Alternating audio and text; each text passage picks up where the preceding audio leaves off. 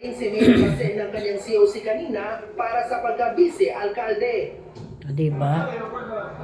Yung ano lang to, nag-inuman ng dew. Ayan, pwedeng gawin natin dekorasyon, guys.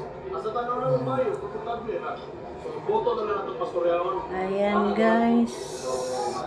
Ang Christmas dekorasyon natin. Nalipay sila na pinalangga na to former president, former mayor. Maganda, guys, maganda.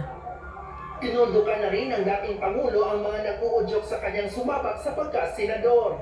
Yan ay kahit sa pinakabagong SWS survey noong Setyembre. Nasa ika-4 hanggang ika-5 pwesto si Duterte.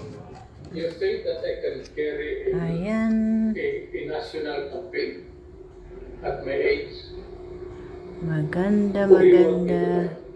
Ganito, guys. I think that